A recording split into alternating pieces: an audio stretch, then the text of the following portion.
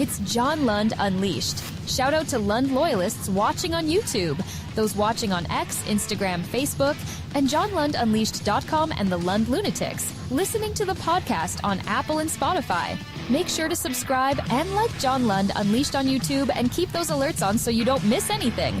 Now here's Johnny.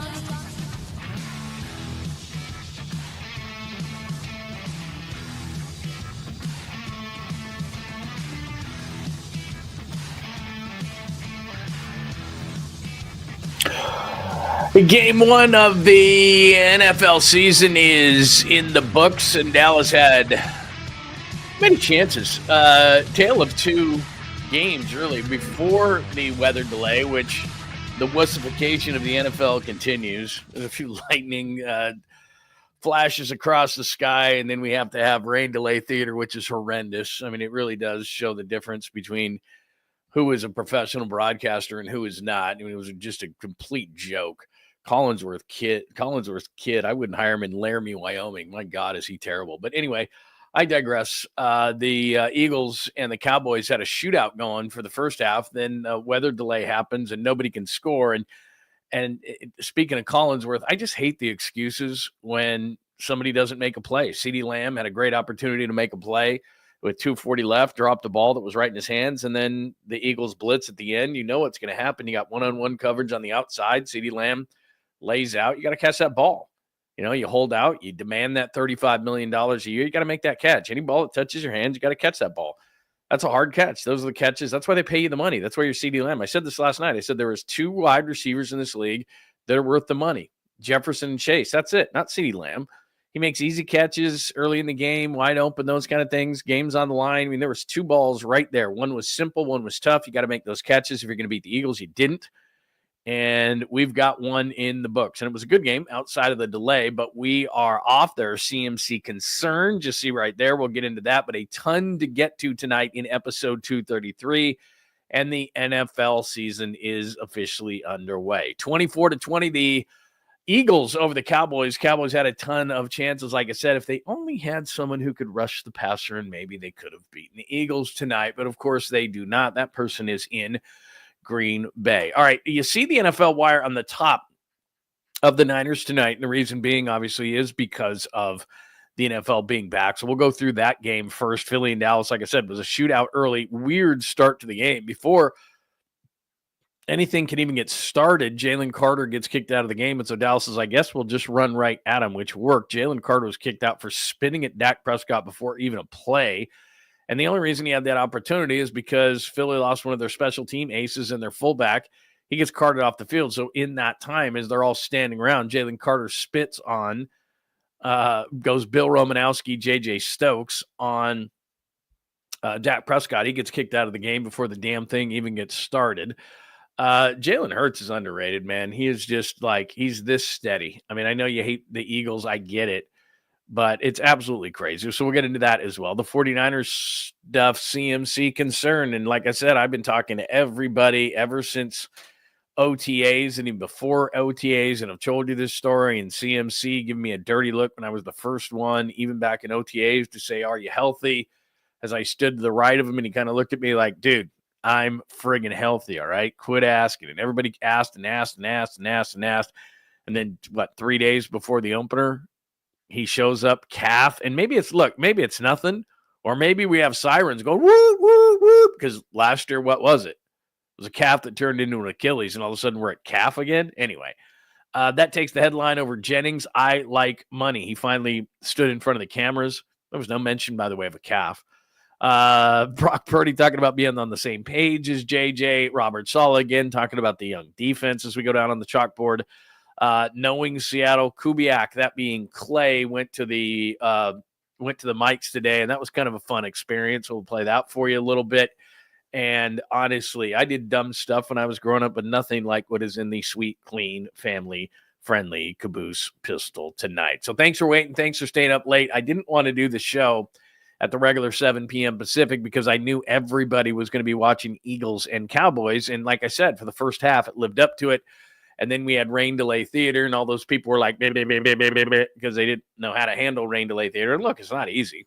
I mean, the most difficult one of all time was Steve Tasker, and I was at that Super Bowl in New Orleans. between the Niners and the Ravens, and the lights went out, and they're like, hey, Steve Tasker, take it over. I mean, it's not easy.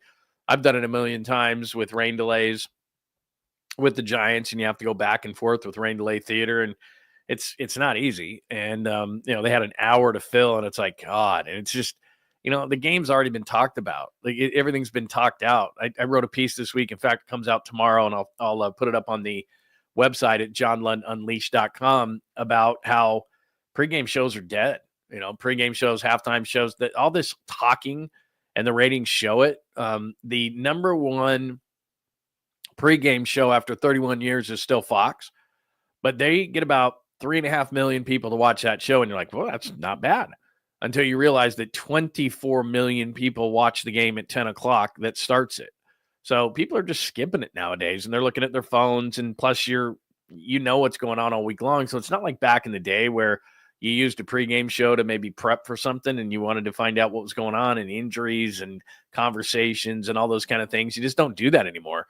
So my point to this whole thing is we're kind of burned out and tired. At least the ratings say this on pregame shows, halftime shows, postgame shows. Like we show up for the game, and then just like right now, the game's over. And so we talk about a lot of different things, but a lot of people just don't hang around, especially for the pregame. So then in the middle of a game that's 24-20 and you're having a great time and you're hanging out and it's the first game of the year and you're having fun and you're watching the action, and all of a sudden here comes Maria Taylor and here comes Jack Collinsworth, who, my God, is completely unqualified to be on TV, let alone a national game like that. And all the talking heads come back, blah, blah, blah, blah. It's like, we've already talked about it the entire offseason, man. Like, we don't want to see you again. So anyway, lots of stuff to get into. DC hit it right on the head. Look, man, you bitch and moan and you want $35 million and you hold out and you get a ball right in your hands with 2:40 left. I mean, right in your hands, and you drop it. I don't care if you're walking around the sidelines, patting yourself on the chest. It's on me. Yeah, it's on you. We already know that, you jackass. Catch the football. And I'm not a Dallas fan. Just watching the game. And then, you get a blitz. You know it's on you. You know what's happening. You see the defense. You know they're blitzing. This is the ball game right now. You know you got one-on-one coverage. Cooper DeJean's on you. You got to step on the guy. You got to lay out and get the football. You got to catch that ball. You just dropped one. And then Chris Collinsworth's jackass. God, it doesn't matter if a guy just makes the worst play ever. Collinsworth is like, man, great game. Tough catch. No shit, Collinsworth. He makes $35 million a year. That ball has got to be caught. You got to pick up your teammate, man. It's a little bit overthrown. Well, you just dropped one right in your hands. That's what sports is all about. You make $35 million. You're supposed to be one of the best in the game. Make the catch. Your team's counting on you. You just traded your best player. You got to upset Philly. You're on the road. They're the Super Bowl champs. Catch the ball. So anyway, and I know everybody hates Dallas. I get it, man. But I'm just saying, as a football fan and watching that game, make the play. I wanted to see something to come down to the last second. And give Philly credit. I think Jalen Hurts was one of the most underrated quarterbacks in the league. When they talk about the best quarterbacks in the league, and again, I'm just objectively speaking here. We know the top 4 quarterbacks are in the league, but the dude is calm as calm can be. Like he smokes a fatty before the game, and nothing rattles the dude. And even if like at the end of the game, like who didn't know when they spread it out that he was just going to run a quarterback draw? Every freaking person in the stadium. I don't care if you'd been tailgating since 6 a.m. in Philadelphia. I don't care if you were, needing the Rocky statue to keep you up, like, and half asleep. Hey, I'm going to run the quarterback draw here. You knew it. Like, I don't know why you spread out. I'm just jamming the middle. Hey, if you want to throw the ball out to somebody, go ahead. But you're not, like, how do you not have a spy right there? Oh, anyway, it's early in the season. Good game, though. Good game. Good way to start the season. So we'll start NFL wire-wise. Give me your thoughts on the game tonight. NFL is back, except for the delay. Everything was cool. I don't know that I've ever seen a game switch so quickly, though. My God. I mean, just the weirdness of the way it started with the injury, then the spitting. So he's out. Dallas is, you can't stop either teams. They scored on their first 7 possessions. Then after the delay, nobody can score. Just amazing. But anyway, the one thing I will say and relate to this to the 49ers, and you give me your thoughts, is, and I kind of forgotten about this. Darius Slay signs with Pittsburgh, so they're going to have a problem. And Dory Jackson, attack him all day long. He stinks. And all it takes is one defensively. And I like Zach Bond, but let's see if he can do it again. And Jahad Campbell's a really nice player out of Alabama, their other linebacker, 30, but he's a rookie. And then, Jalen Carter, they got exposed a little bit on that. But remember, they lost a bunch of guys. Milton Williams got paid big by New England. I'm not saying he's worth it. Josh Sweat got paid big by Arizona. I mean, when you're successful, and nobody knows this more than 49ers fans, when you're successful, they start picking at you. And they don't have the defense, at least right now, and we'll get into the 49ers defense a little bit later, but they don't have the defense, Philly, that they had last year. Now, maybe they will be because we all know our good friend Vic Fangio is there. But for a night at least, Dallas was going up and down the field, and the only thing that stopped Dallas was Dallas. Their offensive line at times, they're going to get better. I mean, it's again, you're going to see, and you know this, you know how it works, and this is going to be ad nauseum. I'm just going to tell you ahead of time because this happens all the time. How many times announcers are going to go, well, it's early in the season and nobody plays in the preseason, so they're rusty. Shut up. I don't care. Still get paid the same way. Like, pick up a blitz. Pick up a blitz. It's a pretty basic thing. It's like working on, bunts in spring training and, throwing the ball to first base and some pretty basic things. Like, pick up a blitz. Tyler Booker, the rookie out of Alabama, missed a blitz pickup on the final drive. It killed him. It just killed him on the play before the last play to CeeDee Lamb. It just killed him.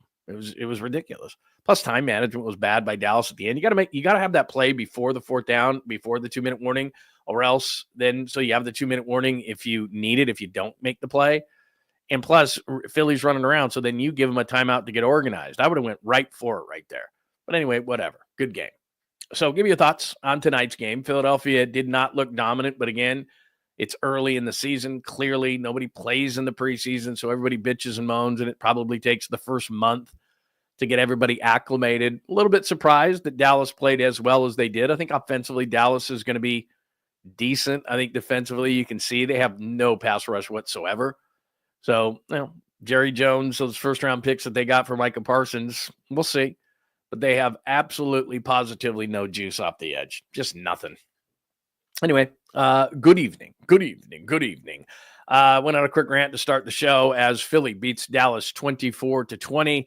Thursday night football. Plus, we get Chiefs and Chargers tomorrow night, a full slate of college football on Saturday, and then the real slate, the big slate, on Sunday, and Bears and Vikings on Monday. So buckle up. All right, a ton of stuff to get to tonight beyond the beginning of the NFL season. Got a ton of stuff. Got the do we have to panic about Christian McCaffrey? Jennings speaks for the first time. Brock on his relationship on field with JJ. How long is that going to take, if anything? The KUBIAKS and Robert SALEH speaks today as well. So we got a ton to get to tonight. So good evening. It is great to have you in. No matter how you are watching, maybe you're watching on John Lund Unleashed on YouTube. That is outstanding. Make sure that you are subscribed to the channel so you don't miss anything. Make sure your alerts are on so you don't miss anything. And make sure you hit us with the like before you get out of here tonight. That's all I ask for all this quality entertainment. As far as X is concerned, thank you for watching on X tonight at John Lund Radio. Any questions, comments, thoughts? We got a great chat room and a great community over here. So if you're watching on X, that's great. No problem whatsoever. I love it. But if you come over to the community here on John Lund Unleashed on YouTube, then you can hang out in the chat room. And we have a lot of cool people, and you certainly don't have to agree with me. It is a safe zone. We're only talking sports, so we're not splitting atoms over here. So come on over and join the community. That would be outstanding. All right, before we get to more, and like I said, we got tons of video, a bunch of stuff to talk about, plus a sweet, clean, family-friendly Caboose pistol tonight. But I want to take roll call and say hello to everybody. And again, these are people that are hanging out tonight in the chat room at John Lund Unleashed on YouTube. Want to say hi to Carlos, Niners 94. He's actually on his way to Seattle, so I don't know if Carlos is here anymore, but he checked in early from the airport.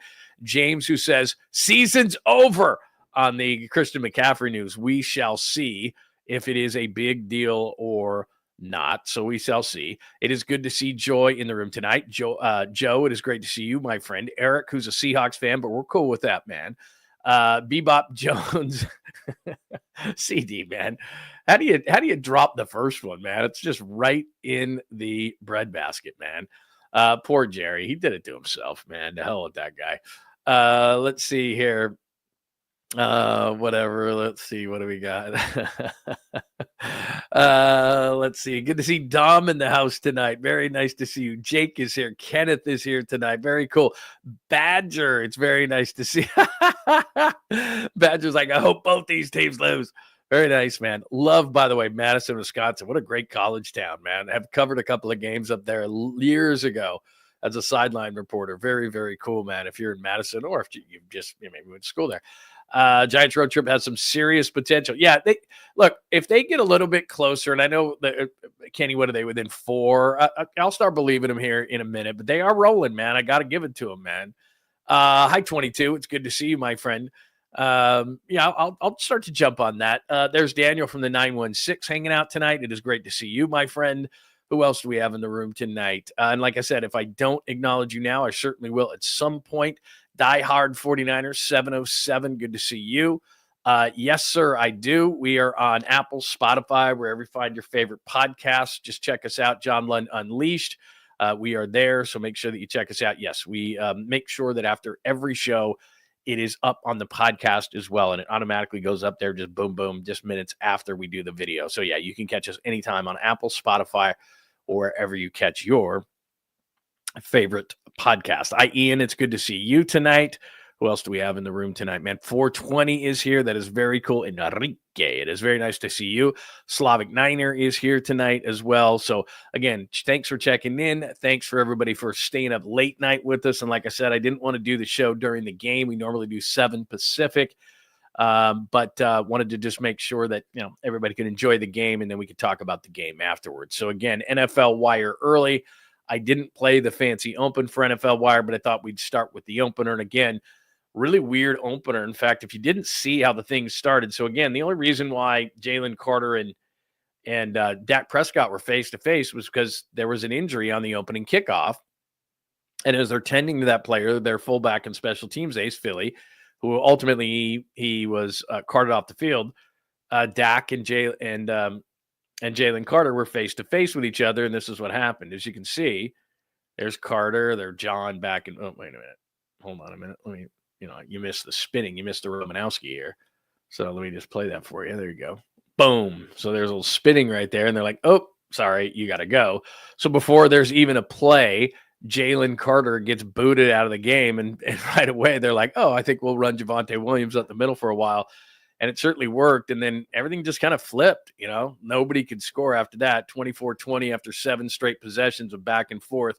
Cowboys certainly had some chances. And again, if you missed the end of the game, CeeDee Lamb at about 2:40 left. Dak put one right in the breadbasket on a deep ball.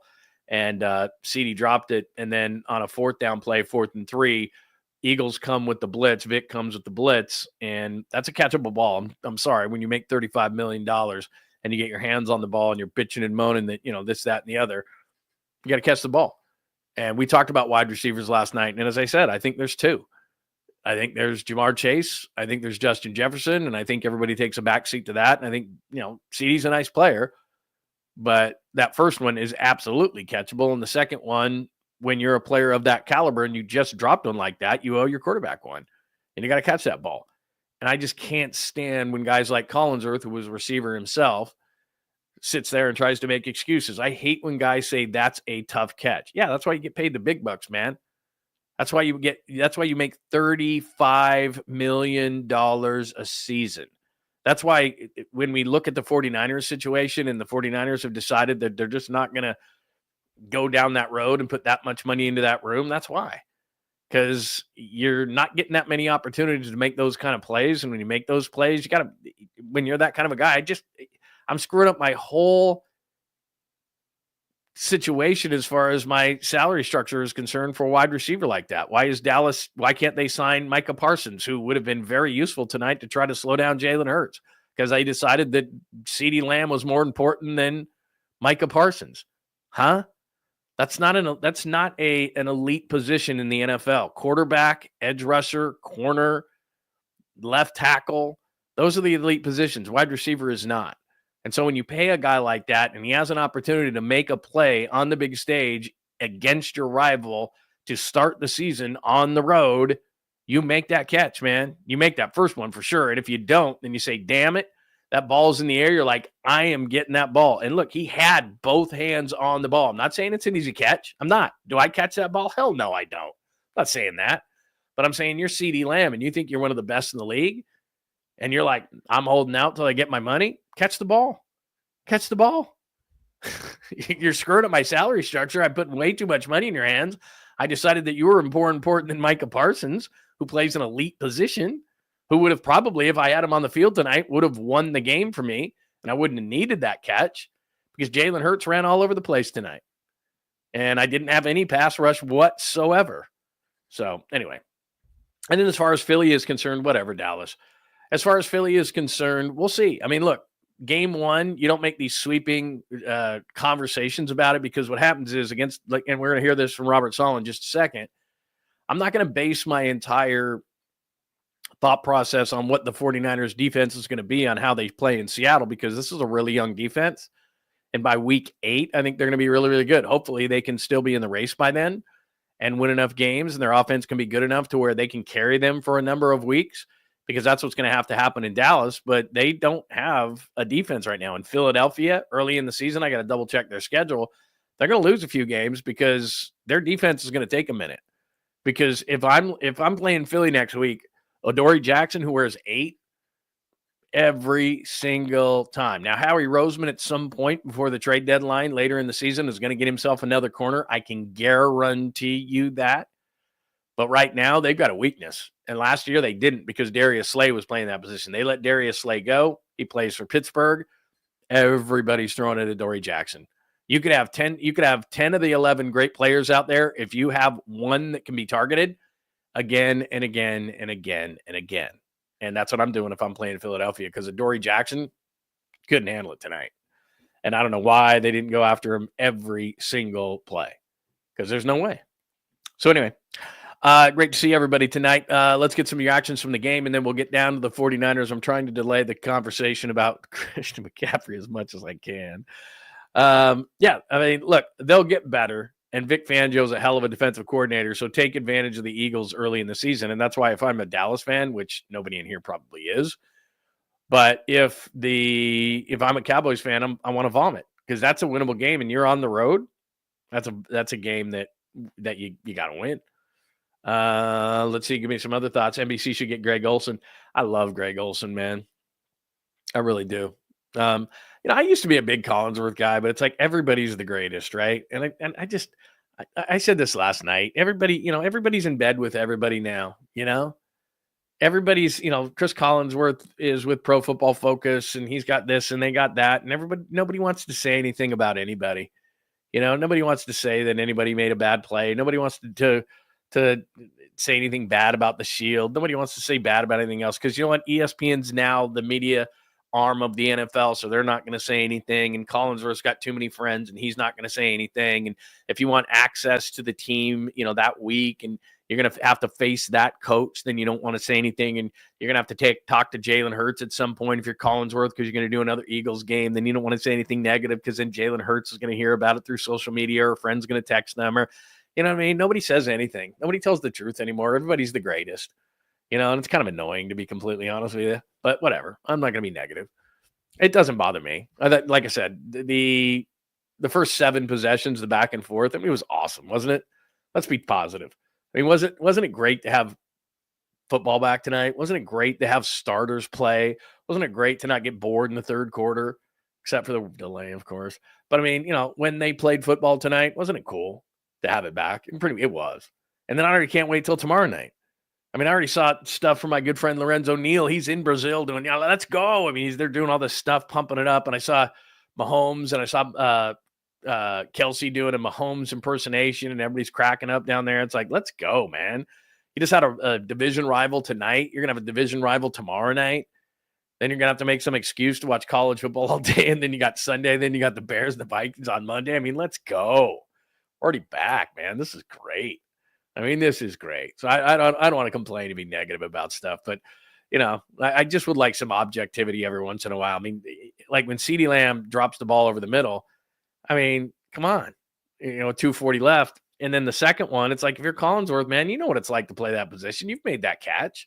You got to pick up your quarterback, man. You know that's a blitz right there. You got to make, when that ball's coming down and it's in the air and you just dropped one in the breadbasket, you got to make, in your head, you're going, I've got to make this play, man. This is for the game at Philly week 1. And we just traded our superstar player. I have got to pick up our team. I have got to make this catch. Absolutely, positively. So anyway, there's my thought on all of that. That is tonight's game. Give me your thoughts on it as well. I'd love to do that. By the way, let me do this before we get things going. And again, you can always hit me up with a super if you want to get your stuff on the screen. 100%. We have a new member tonight, James Jones. Very nice. By the way, James Jones from San Jose State, the former Green Bay Packer and one-time Raider. Not the same person, but still. And by the way, that is a nice avatar picture of yourself. So everybody welcome James to the house tonight. It is very nice to have you aboard. Thank you, James. Much appreciated, my friend. Yeah, can't wait for the Chiefs and Chargers, man. That's going to be very cool. I love when people start throwing bets up there, man. Look at Daniel from the 916. Lions +3 is my big play of the weekend. All right, let's put a mark on that, because if you start winning games, dude, you'll become the bookie of the show. Like, what generally happens with me is that I'll give you a few and then you bet against me and you can get a new house. I mean, that's generally how it works for me. I say, oh, I really love this one. And then everybody goes, okay. I just go opposite that. Oh, you are talking to me. Let me see. Let me pop this up. Things are moving fast. Bring back a holographic of Summerall and Madden, please. I don't know if Bebop, I don't know if you read my piece. I guess it was last week. I wrote a piece and I have a new piece coming out this week for Barrett Media. But my national media piece that I wrote last week was it basically had to do with the fact that you're going to be able to, this is a fact because I've talked to some people within the industry, you're going to be able to get to the point with your football watching where you're going to be able to do however you want. So in other words, your screen is going to be whatever game or games. So you're going to be able to, like, you can already do this, but you're like on one screen, you're going to be able to customize it to the point where it's like, okay, here's the 4 games I want. Here's my fantasy team over here on one screen. Here's my betting lines. Here's my betting slip right here. Here's the 4 games I want. Here's my fantasy team. And here's, let's pick out Madden. Let's pick out Summerall, or let's pick out Al Michaels, or let's pick out, and you'll be able to pick out whoever you want calling the game. That's where it's going. And I've talked to many executives about this, and I wrote a piece, I think it was either last week or the week before, they all run together.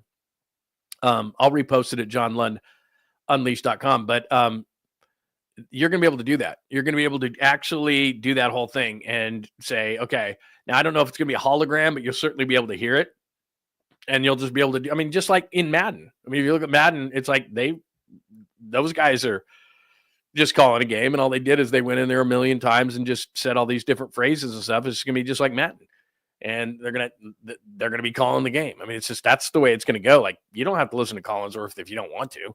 You don't have to listen to whatever broadcasters you don't like. You'll be able to customize the game to the exact screen that you want. That's why, like, I get it. And we bitched and moaned, or I did to probably a higher level than I needed to last night about commercials on Red Zone. You're gonna be able to customize it to, honestly, everything you want, the game you want or the games you want, the betting slip, the fantasy football, the scoreboard, the announcers, the whole deal. It's gonna blow your friggin' mind the way this thing is gonna go. So anyway, all right, that's the game tonight. The Eagles, I'm not going to say they should have lost, but 24-20, the Eagles over the Cowboys. Cowboys had many opportunities. CeeDee Lamb does not get it done. All right, as far as the 49ers are concerned, this is the deal, and it scared the hell out of everybody. And let me just say, because I'm not going to necessarily say I was wrong yet, but I told you, man, if you were fantasy drafting, I said, don't worry about CMC. I said it again, and again. So I still don't think this is a big deal, but you know what? I'm not going to lie to you. The alarms went off when I saw this. I'm like, are you kidding me? Because all I ever heard from anybody that I talked to down at 49ers HQ, and every time I went down to practice and training camp this summer, was I just saw CMC. And every time you ask CMC about his health, he was like, after a while, he was like, stop it. And then so we stopped asking CMC and we would ask Kyle.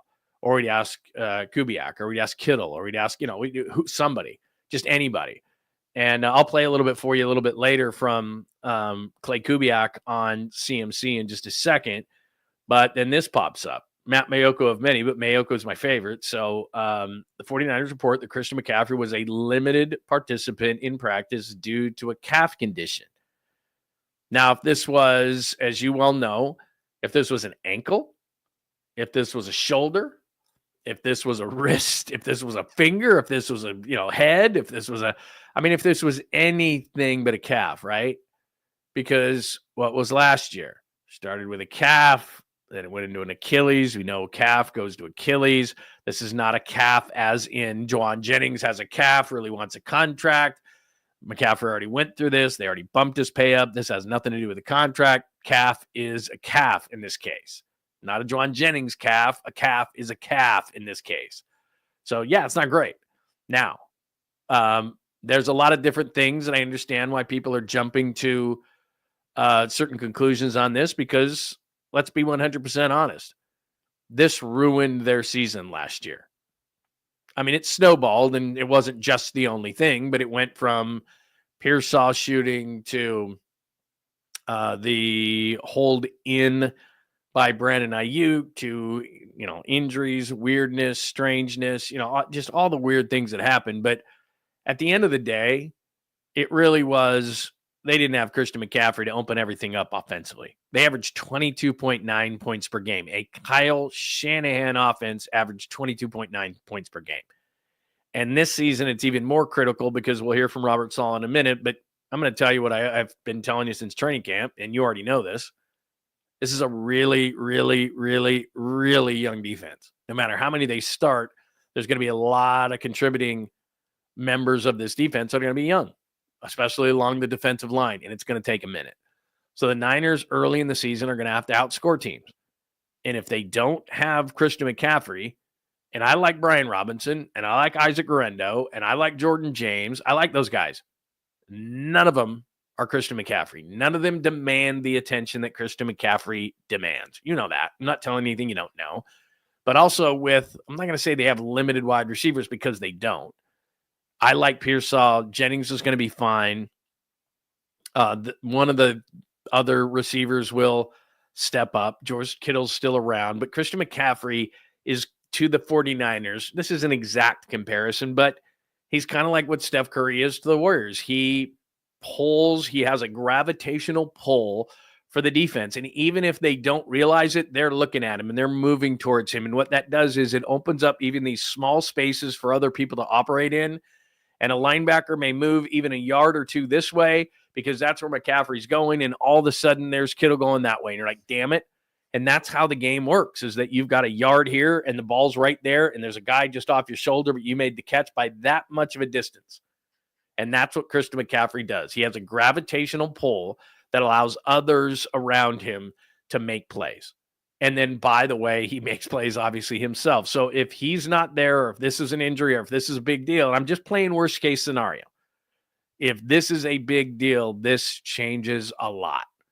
Because I think that the 49ers have to score. I think they have to be, especially early in the season, close to a 30-point team. They've got to be back to where they were a couple of years ago, which is 28, 29 points a game. They got to be up near in the top 5 as far as scoring, at least early in the season. And then the defense will catch up. I think between, 5-6 weeks into this whole thing, I think the defense will then catch up. And then, okay, they can balance things a little bit more. But early in the season, they have got to score points, big time points. I mean, Lund, they got to score points. Oh, aren't you a genius? I just mean, high 20s, low 30s. They've got to be cooking with gas offensively. And if they don't have McCaffrey, it's going to be a problem. So look, I'm not going to freak out. I'm not going to do that yet. But again, this is not great when you see that McCaffrey was a limited participant due to a calf condition, which last year, that's how it started, went to an Achilles. I don't think it's that.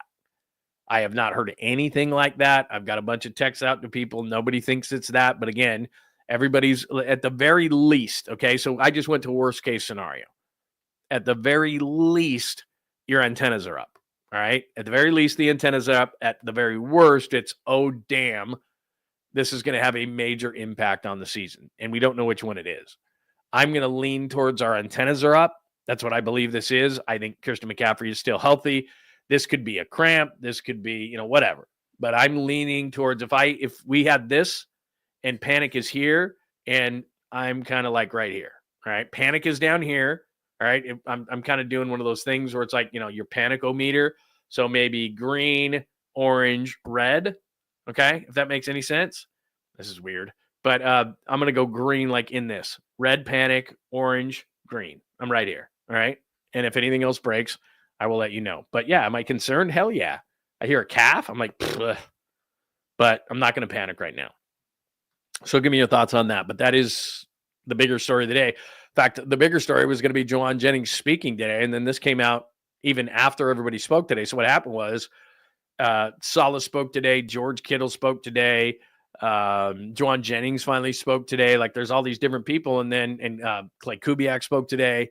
And I got a little bit on Christian McCaffrey. And then all of a sudden later on, this is after media leaves, everything like that. And all of a sudden it's like, oh, by the way, Christian McCaffrey limited calf. And everyone went, what?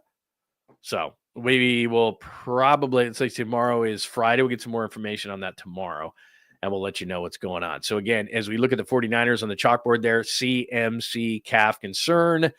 It's definitely a concern, but I'm not ready to panic just yet. All right. Not ready to panic just yet. Don't be trading him on your fantasy team, everything like that. I'm not going to freak out just yet on Christian McCaffrey. But yeah, I don't love this.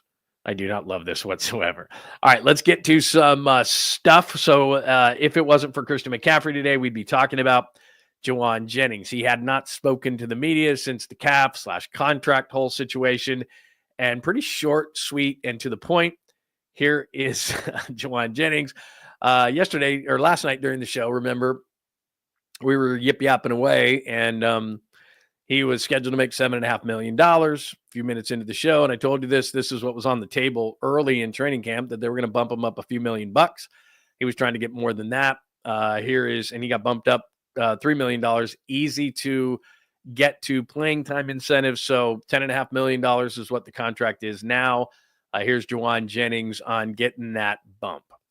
Oh, yeah, I love money. You love money? I love money. All right, so there it is. He seems to be happy. He seems to be good. If I was a betting man, and I happen to be, I would say that this might be 𝐸𝐮 Jennings' last season because, like I've told you, last season here, because I think that Ricky Pearsall is going to have a great year. I think that Brandon Ayuk's going to come back and be Brandon Ayuk when he comes back, whether that's week 6, week 8, something in that neighborhood. And then 𝐸𝐮 Jennings is going to take his position on this team, which I think is going to be a really, really, really high-quality third wide receiver. But those guys don't make $20 million, and I think he's going to go out and try to find greener pastures. Maybe someone will pay him that type of money. I think he'll have a big season. But I'm on record as saying I think Ricky's going to catch 80 balls. And I think once Brandon Ayuk comes back, he's going to catch his fair share. And I do think that, last year, 𝐸𝐮 Jennings, 75 balls for nearly 1,000 yards. I think 𝐸𝐮 Jennings is going to have a great year. I think he's got a great attitude. I think he's happy that he got bumped up a few more bucks. I think he loves being here. I think he fits well here. I think that he and Brock Purdy are going to get on the same page quickly, and I'll play that for you in just a second. Brock talked about him today. I'm not saying that he won't have a good year. I just think that with the 49ers paying Deebo the kind of money they're still paying him, $34 million not to play, but I need the type of money they're paying him to be injured, at least at the beginning of the season. It just doesn't make sense for them to put that much money into the wide receiver room. So I have an inkling that 𝐸𝐮 Jennings will probably not be here this year or next year. The only thing that would change that is if Ricky Pearsall gets hurt or isn't very good, then you would see 𝐸𝐮 Jennings get the money from the 49ers. So we shall see. Nothing is certainly set in stone. But what you care about is what kind of rapport will 𝐸𝐮 Jennings and Brock Purdy have, given that 𝐸𝐮 Jennings wasn't in camp much. So can they get on the same page quickly so that they can play well together in Seattle? Brock was asked that very question this afternoon. Really, the energy that JJ brings, and when he steps on the field, and the dog mentality that he has, it's been great. And then dropping back and trusting in him to be where he needs to be and picking up where we left off, it's been great. So obviously having him back has been sweet, and trying to get him in the right matchups and get him the ball and let him eat. So really excited, that he's back for our team, and obviously as a quarterback, having one of my starting receivers out there. So how quickly can you get back to where you were before you went out with the injury? I think it's been pretty smooth so far. I think the practices that we've been together out in the field, we've honestly, like I said, picked up where we left off. I think over time, over the last couple of practices, it's been really good. Just talking about some routes and things and getting reps and throwing them some tight coverage balls, and for him to come down with them, like it's been really good reps and timing and things that we've gotten at practice so far. So obviously a couple more days to get ready for this game together, and we're going to continue to hone in on the details and be ready. But obviously he's been in this situation before where he comes back from an injury and he gets put right back in and he picks up and goes. So JJ is really good with a few things, and he's a little bit different, and here's one of the reasons why they can easily pick things up, and I'm not concerned whatsoever. Like when Brandon Ayuk comes back, it's going to take a minute. He's been out a lot. They've thrown the ball together, of course, tons of times, but they have a lot of timing situations in what they do, so it's going to be a minute. The reason why Jauan Jennings and Brock Purdy can get on the same page relatively quickly is, first of all, obviously they've played for years together. But the difference between Jauan Jennings and, say, a Pearsall, Jauan Jennings and an Ayuk, is that he doesn't have to be open. I talk about trust with you all the time. Kyle Shanahan, does he trust a certain player? A quarterback has to trust a player to be in a certain position, because Brock Purdy, given, I'm not going to say lack of arm strength, he's not a Chad Pennington, but he's also not, Matthew Stafford or Josh Allen as far as his arm strength. So what is he? He's an anticipatory thrower, which means he puts the ball in the air a lot of times before somebody's even turned around, because he knows that this is where you're supposed to be. This is where I'm going to put the ball. And you see that a lot of times. Brock sees it. That's why everybody talks about the mental side of Brock Purdy. Brock Purdy sees it. Therefore, he lets it go a little bit earlier to make up for maybe a little bit of a lack of an arm strength. But it's what Brock sees. Okay, I see on the outside that's where, they're playing an inside leverage. And so he's going to be on the outside. I'm going to throw the ball out there. That's where he should be. He's got to be where he's supposed to be. So with Pearsall, there's more of that. With Ayuk, there's more of that. With Jauan Jennings, he's open when he's not open. And so what happens is that he sees a little bit of a space, but he realizes, and there's a trust factor that with Jauan Jennings' size and physicality, that he feels like even if he's not open, he's open, and he's just going to throw it. So it's not that they don't have to be on the same page. They do, but there's a trust factor with Jauan Jennings that not only is he where he's supposed to be, but if he's not quite as open as the other guys, and he doesn't get necessarily the separation that the other guys get on a consistent basis, he's just going to outfight you for the ball. He's just going to make the play. And so he sees him against a certain player, and he knows that that's a matchup that he's just going to take advantage of. So, for example, if you look at Seattle, Devin Witherspoon's badass out of the slot. He's not a big guy, but he is a tough guy. Tariq Woolen's an interesting one, because Tariq Woolen is about 6'3", maybe 210 pounds, and he runs a 4.26 40. I mean, the guy's big, fast, so that's going to be an interesting one. Job is the other guy that they're going to start. He's not a big guy. He was a guy that cut off a couple teams, went to Alabama.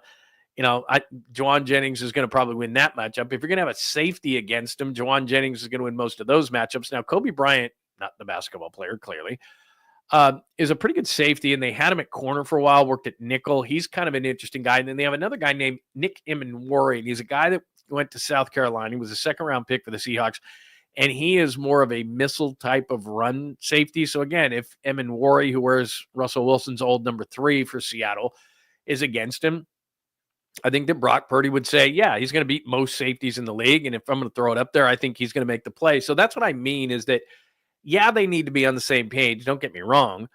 But he's got a confidence in Jauan Jennings, which is he's going to outfight the guy for the ball. So if he doesn't have quite the separation, and I put the ball up, and let's say I put the ball up and away from that guy, then I believe that Jauan Jennings is going to go up and get that ball. And so there's that to it. And if you look at a lot of his catches, like remember the Rams game last year?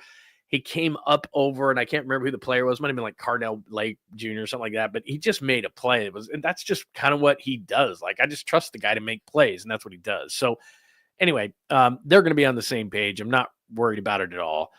Pearsall and he were on the same page all summer long, and they just looked great in camp once Ricky got into it and got healthy. So I think they'll be okay in the wide receiver way. A couple of weeks ago, I'd have said I'd have been scared as hell, but I think they're going to be fine. So Brock Purdy says they're going to be on the same page.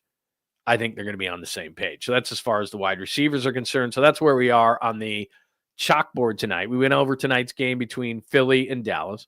CMC calf concerns we talked about. Jennings likes money. Brock's on the same page with JJ. Now let's flip over to the other side of the ball. Now there's a couple of things.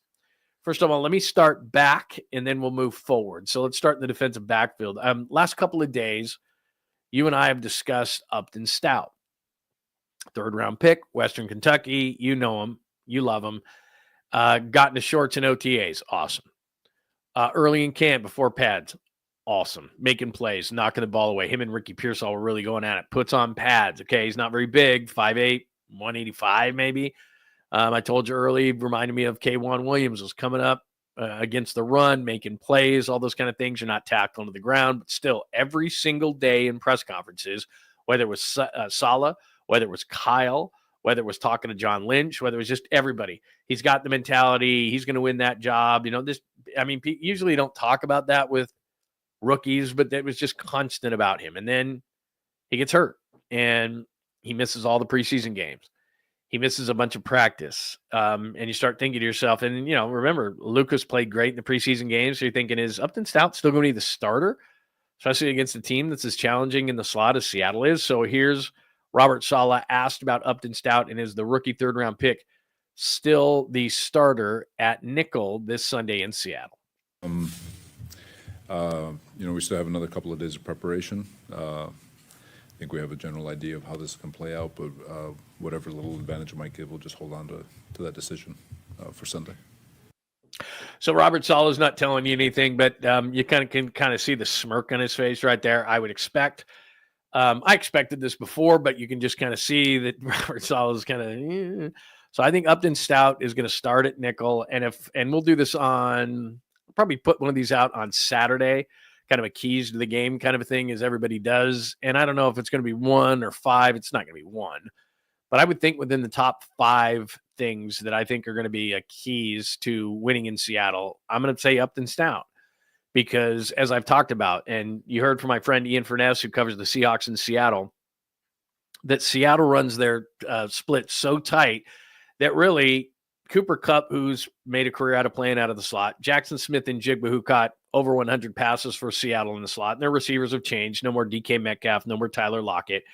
But they play such tight splits that really, even though it doesn't really matter who's in the slot, and they could cross right when the ball is snapped, and so you don't know who's really running out of the slot, but they're going to challenge Upton Stout. There's just no doubt. And Smith-Njigba and Cooper Kupp are quite different receivers. Kupp is a little bit bigger. Jackson Smith-Njigba is a little bit quicker.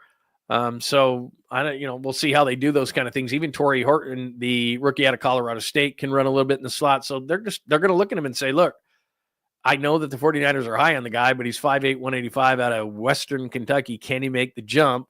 Seattle's going to be loud. Can he make the jump to play some quality receivers out of the slot? And don't get me wrong, there's a lot of tough positions on defense. Maybe outside of, what Fred Warner does and calling the plays and all the responsibilities to Fred Warner, maybe nickel is maybe the second most important position, because you got to go both ways. I mean, you don't have a border on out of bounds. You don't have a boundary to help you defensively. They could go left, they could go right. You got to be good in the nickel, and they'll take advantage of if you're not. So Upton Stout to me is huge. That's why I wanted to play that. And it sounds to me, if I'm just reading stuff, that Robert Saleh is leaning towards, and not really telling us, but leaning towards Upton Stout starting in the slot. And I think that is going to be huge. All right, young defense. We've talked about it a ton. Here's Robert Saleh on how he expects his young defense to respond Sunday in Seattle. Enjoy the ride, man. It's going to be a lot of ups and downs. Let me start this. Put your seatbelt on. Enjoy the ride, man. It's going to be a lot of ups and downs, a lot of really cool moments, a lot of hair-pulling moments, but they're good kids. They work hard. They're fast. They're violent. They love the game of football. They're ready to play, and they're ready for their op. All right, he is 100% right. Obviously, he knows what's going on there, and he keeps trying to tell us. And what I would warn you to is, if you saw Philly's defense tonight, and you did, you watched the game. It was the opening of the NFL season. Philly tonight, you watched them and you said, they're the Super Bowl champs, but they sure look susceptible defensively. And like we said, Milton Williams went to New England on that defensive line. Josh Sweat went to Arizona. They have a rookie starting at linebacker, Jahad Campbell, who's out of Alabama, but he's a first-round pick, and he's really, really good. Adoree Jackson is attackable at one of the corners where Darius Slay was last year. You start thinking to yourself, hey, you know what? Philly's, their offense is their offense. It's really, really good. But defensively, they just didn't look like the team. Now, remember, 2 years ago, Philly's defense stunk. They bring in our old friend, Vic Fangio. They looked really, really good last year. They win a Super Bowl. And then against Dallas tonight, I mean, Dallas is going up and down the field in the first half before the weather delay. And you're thinking to yourself, damn, they look like they're attackable. They'll get better as the season goes on. Now, they didn't have Jalen Carter because he spit in the face of Dak Prescott, which was absolutely brilliant to start the game. But so, they're going to get better. But it's, how the NFL works. I don't care if it's offense, defense, whatever. Especially if you're young or if you've got a lot of new players that have to gel together, it's just going to take a minute. So they'll get better. Same thing with the 49ers. You cannot expect, now if they do this in week 1 and they just shut down the Seahawks offense, which I think is a pretty decent offense, if they just shut down the Seahawks offense, bravo by Robert Saleh, and he's a god. And I think it really helps that obviously Saleh's around and it's not Nick Sorensen or Steve Wilkes or somebody like that. Saleh fits. He allows Kyle Shanahan not to have to worry so much about the defensive side of the ball. I got a ton of respect for Robert Saleh, and I think they're going to be eventually good. But there's going to be some bumps. And if you don't believe me, Robert Saleh through the entire campus has warned us day after day after day, it's going to be a minute. And he just said, buckle up, ups, downs, but they're violent and they're good. And remember, put it on top of that, the Mikael Williams and CJ West and Upton Stout and Siegel and a lot of these guys have missed time in camp and games in preseason. So they need those reps. Now, can they come out and just be awesome? I mean, other things he said during the press conference today, and obviously I'm not going to run all these, but, he talked more glowingly about Mikael Williams today and talking about how he's going to play outside on the runs, but he's going to play inside in the pass, and he really expects him to be a quality interior pass rusher right out of the gate. And we saw what CJ West could do early in camp. Can he do that again? And he's talked about how Alfred Collins has come around in camp. And we saw what Nick Martin did after the first preseason game. And we saw what Upton Stout did early in camp. And we've seen Marquise Siegel, the rookie athletic safety out of Kansas State. When he moves forward, he can punish people. So, look, they've shown these kind of flashes. If they can do that consistently, and as the season goes on, I think they will. And the game, as they always say, will slow down. I think that they'll be good. But I don't expect them to be great in Seattle week 1. They'll make some mistakes because they're young players. And as Robert Saleh has said, that's what young players do. But let's just hope for the best because these are good players. They're athletic. They've shown a lot of flashes, but it just might take a minute. So I wouldn't panic in week 1 if the defense isn't the typical 49ers defense that you're looking to go because you're going, wait a minute. We brought in Saleh. We spent a bunch of picks on these defenders. What the hell's going on, bro? Sometimes it takes a minute. That's all. All right, this is pretty cool. This is one of the big stories, and then I'll get out to the chat line to see what everybody's talking about tonight as we talk about the NFL season opening, plus the Seahawks and the 49ers going at it on Sunday. So here is, this is cool. So the KUBIAKs are going to be OCing against each other on Sunday. Now, obviously, Kyle's still going to be calling the plays, but Clay Kubiak on the side of the 49ers and Clint Kubiak will be calling the plays as the offensive coordinator for the Seahawks. So here is Clay Kubiak talking about his relationship with his brother, and then stay till the end on this because this is, and again, this is after practice today. So this is Clay talking about how big Christian McCaffrey will be in this game. And then it was announced after this that he was having a bit of a calf issue. Space and look forward to seeing him on Sunday. So, I mean, going back to childhood, I mean, have you had many head-to-head battles? This will be our third time going against each other in the NFL. Obviously, nothing outside of that. So it's a really cool thing. It's a cool experience. It's pretty rare, so we treasure them for sure. But it's a little awkward during the week, but it'll be fun on Sunday. Do you try and guess what he's going to do, or how do you play that mental game beforehand? That's not my job. It's interesting that we're on the same sides of the ball, so we're really not competing against each other. That's for Coach Saleh to figure out, and same for him. So, yeah. What makes Mike Macdonald's scheme unique and effective? I mean, they're really well coached. I mean, that's the biggest thing is whether it's unique is one. I mean, it's unique in that they're really well coached. The way all their coverages tie together, the blitzes tie together, it's a really coherent and cohesive scheme. And you can tell they're really well coached. You can tell they coach detail, and they play very hard. They tackle. They do fundamentals well, but they also challenge you mentally, as a play caller, and they challenge you schematically. So it's definitely one of the best, hardest guys to go up against, and it's going to be a challenge. Kyle called Christian a psycho in a good way. How would you describe his drive and his to get to this point now after his comeback and where he's at week 1? Yeah, I mean, he hasn't done anything we didn't know he was going to do. You know, he has that gene, whatever it is, where he is just so driven, and he's not going to be deterred from his goal. And it's been awesome to see him just start in the offseason and just carry him through training camp to where he's at now.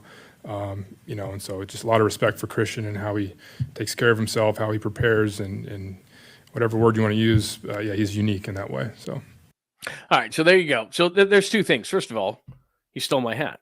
He had the exact hat on. Anyway, that doesn't matter. I'm encouraged again. Just let's go back to the Christian McCaffrey because that's the big story of the day for the 49ers. And again, if you're just joining us, the 49ers report that Christian McCaffrey was a limited participant in practice due to a calf condition, which was a problem last year. So yeah, that scares everybody. But again, this was after practice. That interview was after practice. So, and George Kittle talked in the locker room today about Christian McCaffrey. So I'm not saying it's nothing to worry about, but when I did my kind of meter here, and again, this is redlining, this is orange, this is green, right? And that's the panicometer. And I'm here in the green of it because I just heard KUBIAK, as you did, and saw KUBIAK speak about Christian McCaffrey, and he didn't speak in a past tense. He wasn't nervous. He wasn't going like nervous about it.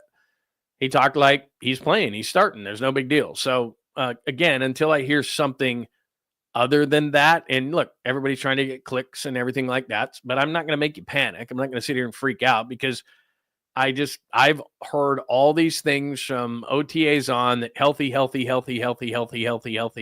from everybody. Such to the point where, as a media, we stopped asking Christian about it. So maybe this is just a small tweak or something like that, nothing to worry about. And again, you hear calf, especially after what happened last year, and everybody freaks out and panics, and fantasy people are freaking out, panicking, and all that kind of stuff. But until I hear otherwise, I'm not going to do that. I'm not going to freak out, not going to panic. It just doesn't make sense. But it is what it is. And yeah, when you hear that, you're going to go, ugh. But then you hear KUBIAK and you go, okay, doesn't sound like he's concerned about it. So who knows? We'll see. And we'll find out more as it goes on. Yeah, it could be a cramp. I don't know. Could be more. I don't know. But I know why everybody, red lines right away. I'm not going to do that because Kittle didn't seem concerned about it in the locker room. Not that anybody knew about it at that point. And KUBIAK didn't say anything like, well, we'll see. He didn't indicate anything to anybody. So we'll find out. But it doesn't seem at this point it's a big deal. But again, when you see something like this, everybody's going to do the same thing. Like, oh, what? So I get it. And that is the top story around the 49ers tonight. And until we completely hear like, it's fine, I know that it's kind of going to be in the back of everybody's mind. But in hearing KUBIAK there, it's kind of like, okay, we'll see. The other part of KUBIAK is how cool is that, man? Again, we know the Gary Kubiak connection, the Broncos connection, the Kyle connection, the McCaffrey connection, but the Kubiak connection's in there. And yeah, Clint Kubiak. And again, Robert Saleh talked about this today. They're running a strong version of what Kyle runs, and they're going to try to run the football, and it's going to be mirror imaged. And, there's going to be different things. But think about it. Sam Darnold, who got resurrected really 2 years ago with the 49ers, then went to Minnesota, had a success, and then he signs with the Seahawks. Had a lot of success at a very similar system in Minnesota under Kevin O'Connell. So he's going to obviously sign in a system that he knows, which was what they ran here, what they ran in Minnesota, and what they're now running in Seattle. They want to run the football. They don't want to put Sam in those, in those kind of situations. And it's the same thing with Brock Purdy. So both teams want to run. And as boring as it sounds, it's going to be Seattle, who thinks they have a revamped offensive line, spent some money on it. In fact, they just re-signed their right tackle to a big contract. Abe Lucas today. They drafted 𝐬𝐮𝐬𝐫𝐿, their left guard out of North Dakota State, in the first round. So they think they've revamped things. The Niners have a bunch of young guys on their defensive line. So how are they going to be able to handle a run game that had a good preseason, but a lot of times that means nothing. We'll see. And then it comes down to, is Sam Darnold the real deal? He had one good year in Minnesota running this type of system. They're running that system, same thing in Seattle, and you got two Kubiaks who kind of are on the same page as far as that, but Kyle's the play caller. And then you're going up against a guy, and what you just heard from KUBIAK and Mike McDonald, who's the same guy that, even though he had different personnel, shut down the 49ers when the Ravens came into town a couple of holidays ago. So Mike Macdonald's a really good defensive mind, and that's why it's going to be a really intriguing game. And oh, by the way, and the NFL's trying to do this to, not that we wouldn't be stirred up anyway because it's week number 1, but you saw Dallas and Philly tonight. You're going to see the Chargers and Chiefs tomorrow night. You're seeing the Seahawks and the 49ers. I mean, they're hitting off with a bang. Like, let's go. Let's get right to division games. So it's huge. Sunday is absolutely a huge game. Lots of cool storylines, the KUBIAKs and all the different things. And, I've talked to some friends of mine in Seattle. I don't know if you agree with me. And I get it. It's the Rams and, we hate the Lakers and we certainly hate the Dodgers. But, to me, from a football standpoint, and I know I don't like Sean McVay and all that kind of stuff. And it's been a fight with the Rams and the Niners and all that kind of stuff. I still consider the Seahawks the team that you like the least. I don't know. There's still that residual from Harbaugh and Carroll. But it's kind of, even though it's not those guys anymore, it's two similar teams that want to be really physical with each other. And that's what's going to determine who wins on Sunday. So that's kind of how I see this game. Give me your thoughts on it as well. So there you go. So again, CMC calf concern. Jennings likes money. Brock is on the same page with JJ. SALEH says the defense will take time, so don't freak out. And the KUBIAKs talk KUBIAK. And then we went over the Thursday night game tonight, and then you get bonus coverage. So hopefully, I don't know how you're going to pull this off, but you pulled off tonight. You said it's the opener, honey. You got to watch it. Tomorrow night, you got the same excuse. Saturday, maybe you'll take a break with college ball. There's not the great game. There's not a Texas-Ohio State this Saturday. And then Sunday, ball all day. And then that Bears-Vikings game, very intriguing. Caleb Williams in his second year. J.J. McCarthy in his first start. That's going to be a good Monday night game, too. So lots of good stuff going on. All right, before we hit the sweet, clean, and family-friendly Caboose Pistol, questions, comments, or thoughts, make sure they hit any questions or comments or thoughts. And again, if you want to get a super on the board, support the show and get your thoughts 100% on the board, just hit us with the super during that. Let's get some thoughts here before we get to some sweet, clean, family-friendly Caboose Pistol stuff. What do you got? Your questions, comments, or thoughts? Tim B, it's great to see you, man. Yeah, officially questionable. I'd be shocked if he didn't play. But we'll see. Let's see, what else do we got today? Yeah, I like 𝐸𝐵𝐿𝐴. I hate to say that because he's from North Dakota State, the home of one Trey Lance. And you know what's crazy? Their center, 𝐬𝐮𝐬𝐜𝐫𝐿, he is a free agent from North Dakota State. So their center and their left guard, North Dakota State, the home of Trey Lance. Let's see, what else do we have? Questions, comments, thoughts? Let's see. It's always funny because I'm working from the bottom, and so I'm seeing some of these conversations, and if I don't see the top of it, then I'm seeing obviously like 10 things into it, and it's like I'm trying to catch up on them at the same time. By the way, did I say everybody say hello to James Jones? He's new in the building, so it's very nice. James, I hope you stay with us. Very cool. Filthy Casual, I didn't say hello to you, so it's nice to see you. There's another Christopher in the house. Very nice to see you, my friend. Very, very cool. Let's see, what else do we have? I know everybody's praying tonight. CMC, please be okay. Oh, you got your fantasy team. And for your team's minnow. I know, that's the worst, too. Early in the season, you get an injury or something like that. My God, man. It's brutal. Just brutal. Hi, Tony. It's good to see you.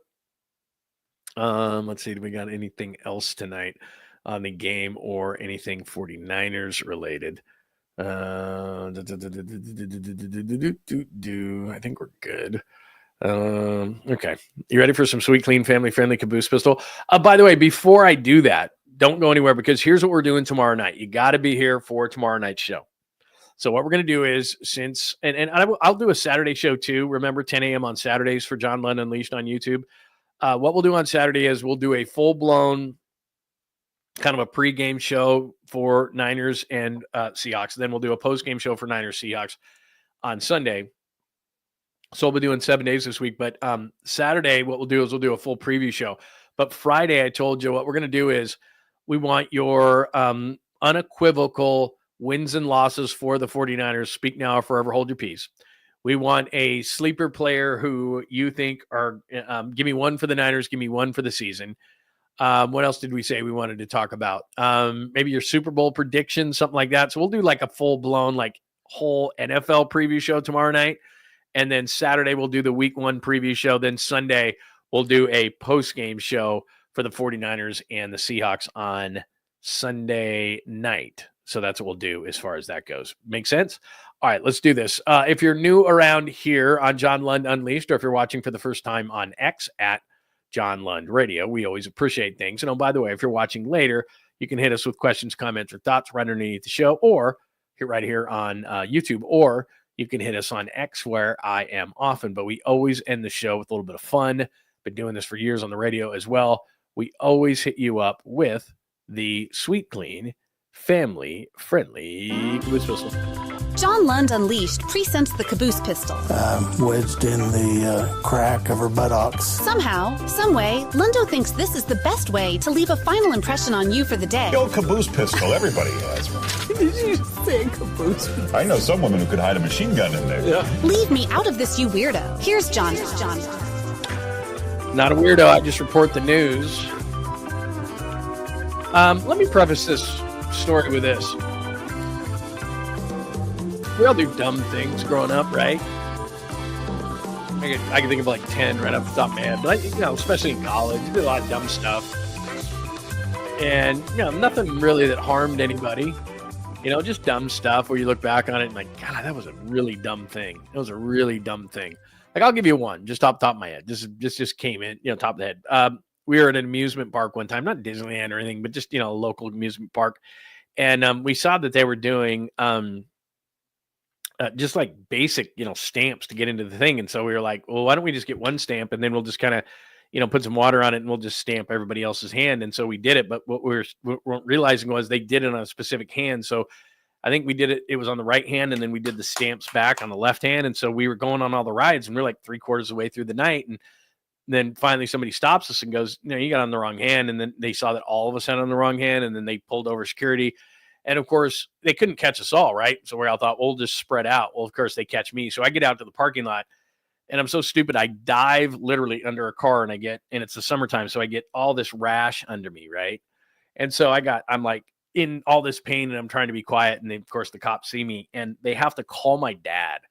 And it's like, I don't know, it's like 1:00 in the morning. And you know how pissed he is. And I'm like 15 years old or something. And he's just pissed, right? And he's just like, how dumb are you? And I think to get into the park, this amusement park, B-list amusement park, might have been $12 or something, or $10 or something, just really cheap. And he's like, you get me out of bed on like a Saturday night at 2:00 in the morning. I drive he has to drive an hour to get to this place, drives me home. And it's just the dumbest thing. And then I got rash all over me from diving under a car. It was just one of the dumber things I've ever done, right?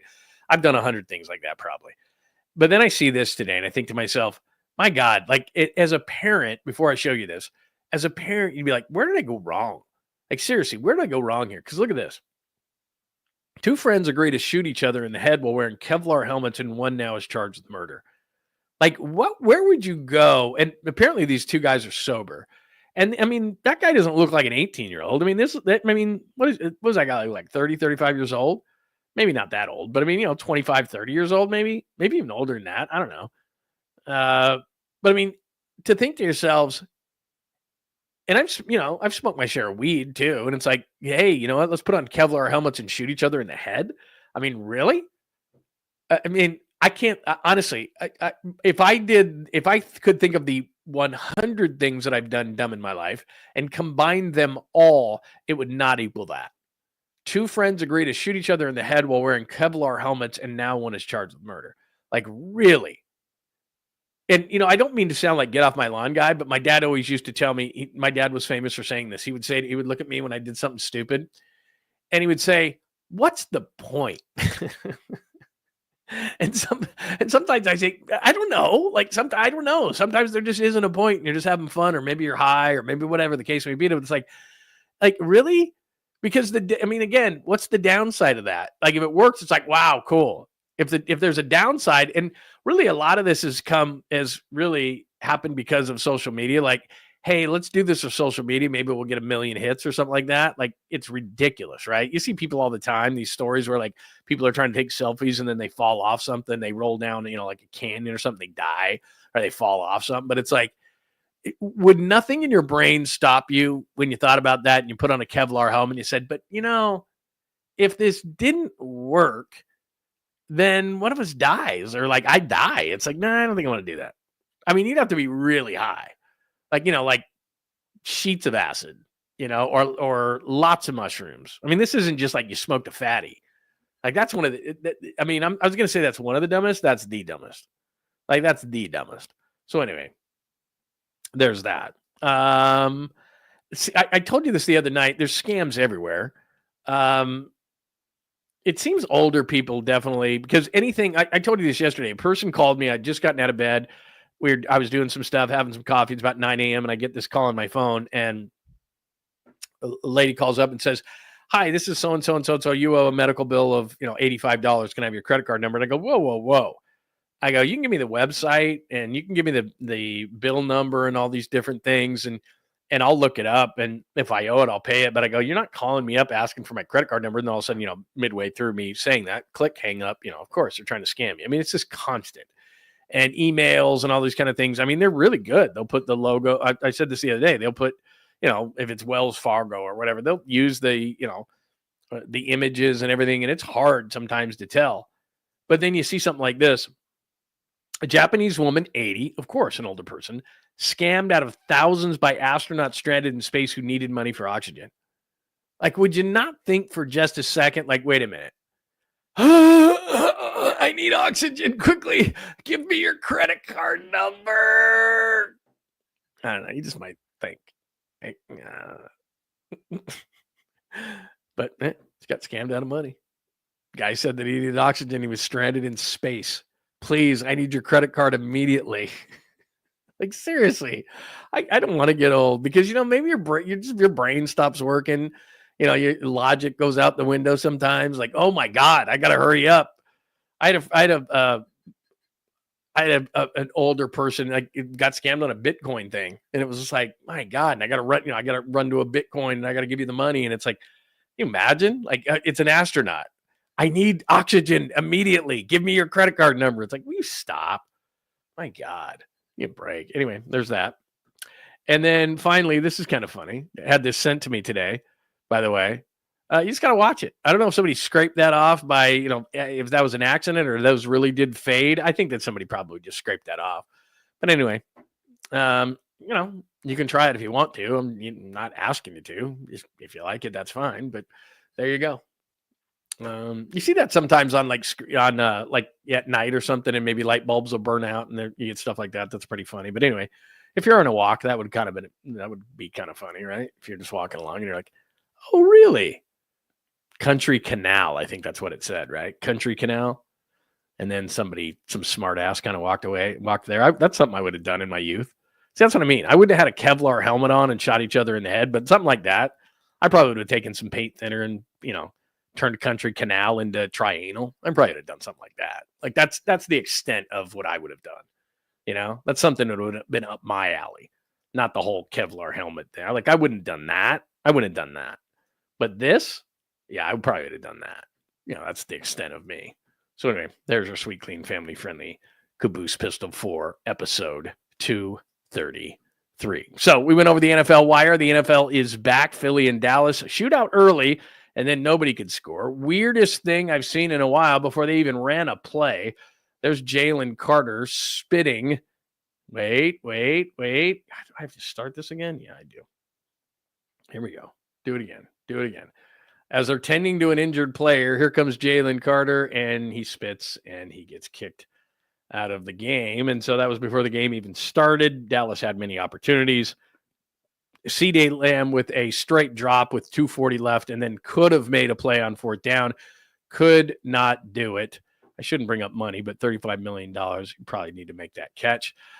Philly, not great on the defensive side. We'll see. Jalen Hurts is really good. You can hate him all you want, but he's very calm and makes a lot of great plays. The tush push, I don't know what you think of that. Again, I don't know. Do they win tonight if they don't get the tush push? If that thing is kicked out of the game, do they win tonight? I think they nailed it, 3 or 4 times? They got it tonight.